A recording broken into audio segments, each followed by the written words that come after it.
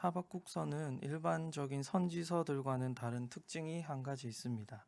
선지서들은 대부분 이제 하나님의 계시를 받아서 이스라엘 백성들을 향해서 그 내용을 선포하는 형식으로 이루어져 있지만 하박국서는 하나님께 드리는 질문과 그에 대한 하나님의 답이 반복되는 형태로 구성되어 있다는 점입니다.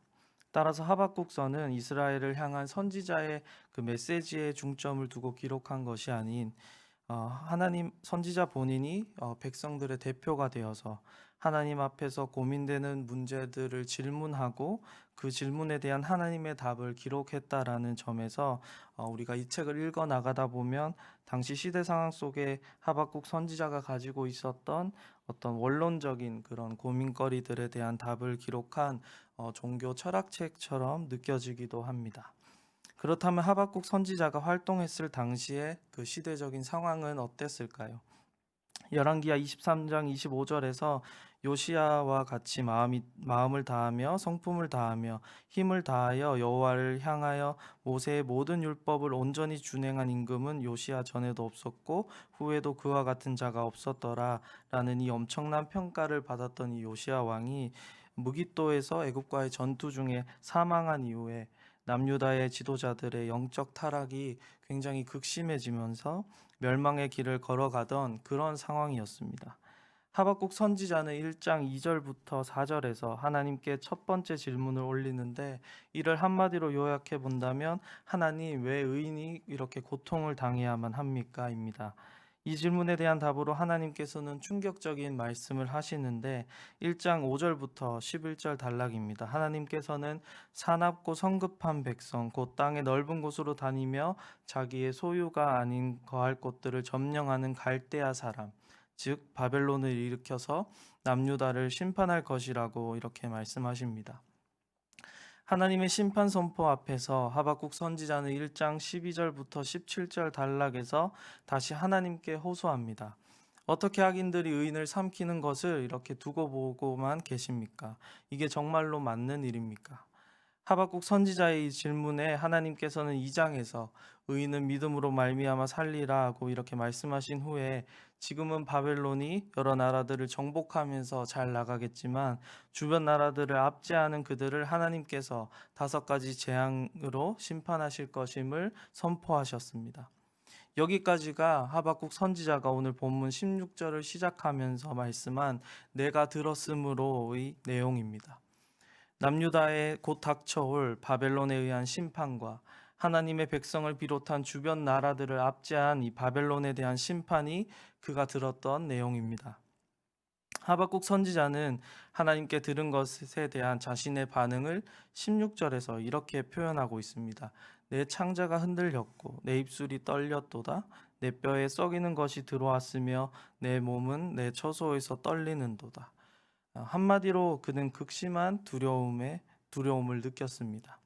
이 두려움은 2가지로 볼 수 있습니다. 첫 번째로 하나님께서 바벨론을 일으키심으로 남유다를 심판하실 곧 일어나게 될 일에 대한 두려움입니다. 하박국 선지자는 창자, 입술, 뼈, 처소의 4가지 단어를 통해서 두려워 떨리는 자신의 마음을 표현했는데 이것은 곧 자신의 근원적인 깊은 곳에서부터 떨리는 그 두려움, 중심이 흔들리는 엄청난 두려움을 느끼고 있다라는 의미입니다. 그런데 이 말을 우리가 다시 한번 생각해 본다면 두려움이라는 것은 이 상황 자체가 주는 것이기도 하지만 우리가 중심이 흔들려서 중심을 잃어버려서 생기는 것이라는 사실을 말해주고 있다라는 사실입니다. 저는 고소공포증이 좀 있습니다. 그래서 TV나 유튜브 같은 곳에서 높은 곳에서 뛰어내린다든지 높은 곳에 서 있는 그런 장면을 보기만 해도 손에서 식은땀이 좀 납니다. 20대 때 저는 놀이공원에서 놀이기구를 타는 것을 참 좋아했었습니다. 근데 그렇게 좋아했었음에도 정말로 타는 게 무섭고 굉장히 힘든 놀이기구들이 있었는데 자이로드롭이나 관람차와 같이 높은 곳에서 오래 머물러 있는 그런 놀이기구들은 저에게 정말로 무섭게 느껴졌습니다. 그런데 지금 와서 왜 이렇게 무서웠을까를 한번 생각해 보면 내가 지금 높은 곳에 있다라는 이 상황이 준 두려움도 물론 있지만 그것보다 더 저를 힘들게 만든 것은 안전장치에 대한 불신이었습니다. 왠지 고장이나 사고가 나서 이게 막 멈출 것 같고 안전벨트가 나를 잡아주지 못할 것 같은 그런 생각 때문에 너무 두려웠던 것 같습니다. 높은 곳에만 서게 되면 생겨나는 이러한 불신들 때문에 극복하기가 참 어려운 것 같습니다. 나를 지탱해주고 내가 발을 딛고 있어야 할 이 안전장치에 대한 불신이 저에게 두려움을 가져다 주었듯이 우리의 중심 되시는 하나님에 대한 믿음이 흔들리기 시작하면 우리 삶에 두려움이 찾아오게 됩니다. 두려움은 우리가 앞을 보지 못하게 만들고 우리의 시야를 완전히 빼앗아갑니다. 우리가 소망을 가지지 못하게 만들고 계속해서 우리의 중심을 흔들어 놓아서 하나님으로부터 멀어지게 만들고 또 두려움을 근본적으로 해결할 수 없는 하나님 외에 다른 것들을 우리가 찾을 수밖에 없게 만듭니다. 그러므로 우리는 우리에게 두려움이 찾아올 때 길을 잃지 않기 위해서 더 정신을 차리고 지금 내가 어디 서 있는지를 확인하고 믿음을 점검해야 합니다.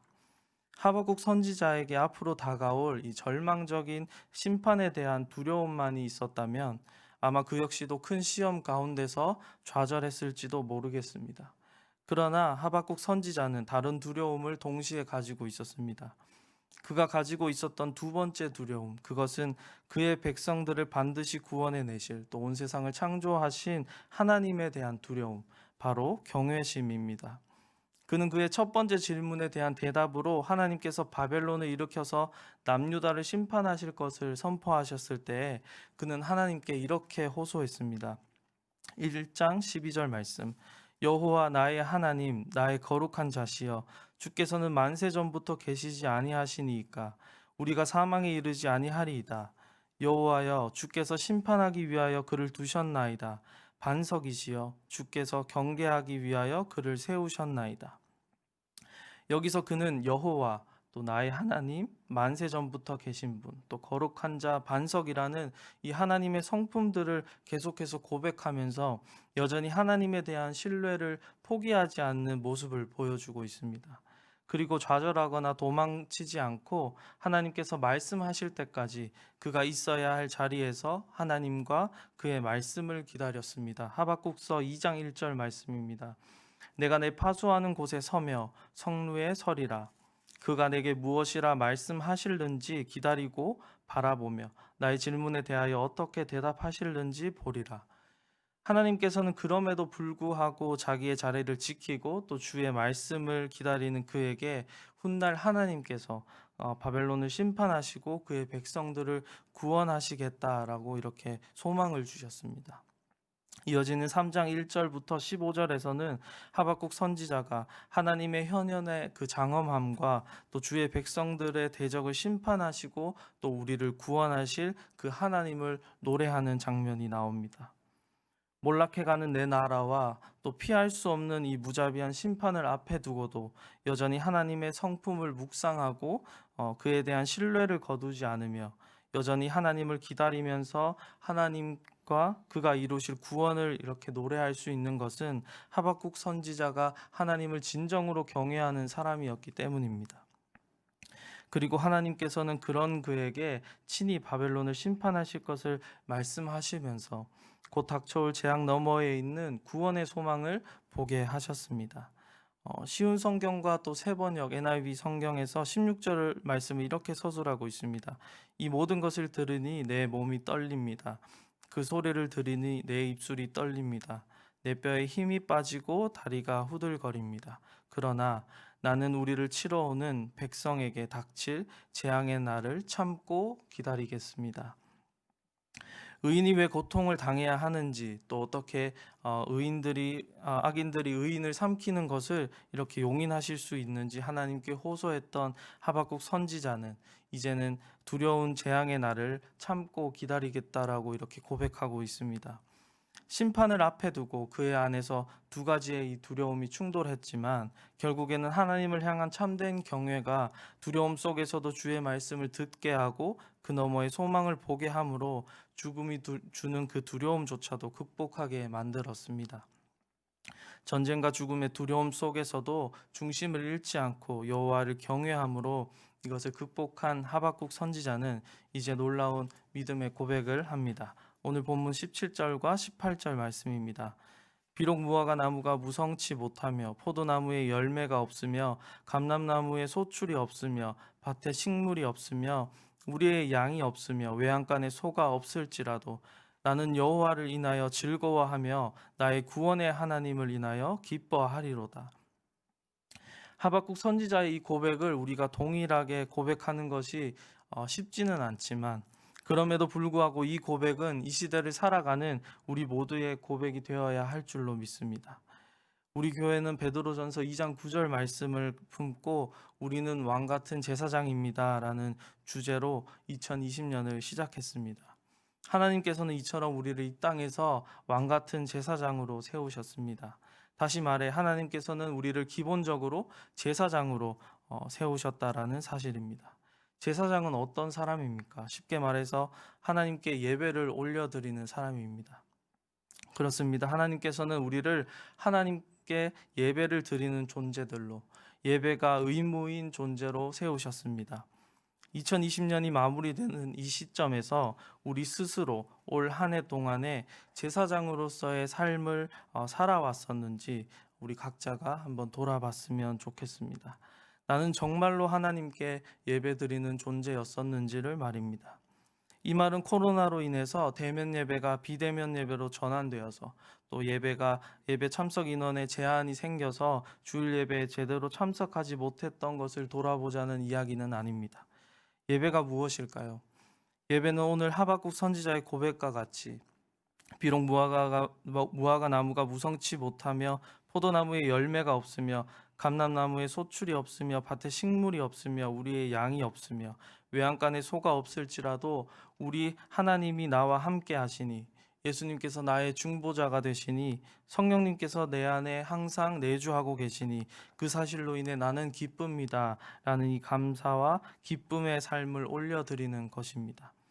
제가 여러분들에게 함께 돌아봅시다 라고 이렇게 말씀드린 것은 코로나19의 모든 삶이 삼켜져 버린 지금의 이 시대, 온 세계 수많은 사람들이 고통 가운데 신음하고 있고 또 죽어가고 있는 이 시대 속에서 또 사회 경제적인 손실 또한 가늠이 되지 않는 상황과 또 앞으로 어떻게 견디며 살아야 할지 막막했던 그런 올 한 해였지만 하박국 선지자처럼 여전히 하나님을 두려워함으로 내가 있어야 할 그곳에서 주의 말씀이 나에게 임하기를 기다리면서 여전히 나와 함께 계시는 하나님, 고통과 고난 너머에 소망을 약속하신 그 하나님을 인해 즐거워하며 기뻐하는 감사의 삶을 산제물로 올려드렸었는지를 함께 돌아보자라는 의미입니다.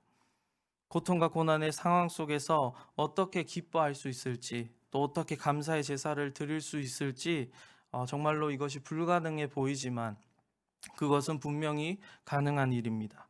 2000년 전 이 땅에 예수 그리스도께서 오셔서 우리에게 평안을 주셨기 때문입니다. 요한복음 14장 27절 말씀입니다. 평안을 너희에게 끼치노니 곧 나의 평안을 너희에게 주노라. 내가 너희에게 주는 것은 세상이 주는 것 같지 아니하니라. 너희는 마음에 근심도 말고 두려워하지도 말라. 평강의 왕이신 예수 그리스도께서 이 땅에 오셨으므로 우리는 더 이상 근심하지 않아도 두려워하지 않아도 됩니다. 상황에 내 모든 시선을 빼앗기는 것이 아니라 내 안에 살아 역사하시는 그 예수 그리스도께 집중함으로 우리는 참된 평안과 기쁨을 소유할 수 있습니다. 지난주 아기 예수님의 탄생을 기념하는 성탄절이 있었습니다. 그런데 제 개인적으로 정말로 부끄럽고 반성되었던 것은 제 안에 크리스마스 분위기가 안 나서 그냥 공휴일 같다라는 그런 마음이 들었다라는 점입니다. 예수 그리스도께서 우리를 구원하시기 위해 이 땅에 오셨다라는 그 사실은 코로나의 상황 속에서도 여전히 변함이 없는 그 진리임에도 교회에는 성탄 발표회도 없고 또 예배에는 제한이 있었고 거리에는 화려한 장식도 음악도 없었으며 또 개인적으로는 근사한 곳에서 맛있는 음식도 못 먹고 예쁜 카페에서 앉아서 커피 한 잔 못하는 이 현실 때문에 진정으로 기뻐하지 못했던 그런 제 자신이 굉장히 부끄럽게 느껴졌습니다. 여러분은 이번 성탄절 또 이번 성탄의 주간을 어떻게 보내셨는지요? 사랑하는 이한교회 성도 여러분, 저는 요즘 지금의 어렵고 힘든 상황만 보면 우리 안에 있는 기쁨이라는 것이 참 쉽게도 사라진다라는 것을 참 많이 느낍니다. 그러나 하박국 선지자의 오늘의 이 고백이 전혀 변하지 않는 심판의 상황 속에서 이루어졌다라는 사실을 기억합시다. 우리 안에 하나님께서 말씀하신 그 변함없는 진리, 예수 그리스도께서 이 땅에 오심으로 우리에게 주신 그 참된 평안과 지금의 고통과 고난 너머에 주의 백성들을 위해 참된 소망을 예비하신 그 하나님만을 우리가 바라본다면 우리는 두려워 떠는 삶이 아닌 상황에 흔들리지 않고 언제나 기뻐할 수 있고 또 감사할 수 있는 삶을 살 수 있을 것이며 그 삶으로 하나님을 예배할 수 있을 것입니다. 나에게 비록 아무것도 없을지라도 여호와 하나님을 인해 기뻐하고 즐거워하는 삶을 살아가는 저와 여러분이 될 수 있기를, 또 우리에게 주어진 이 삶을 기쁨과 감사의 산 제물로 올려드릴 수 있는 이 왕같은 제사장으로서 앞으로도 살아갈 수 있기를 이 시간 간절히 소망합니다.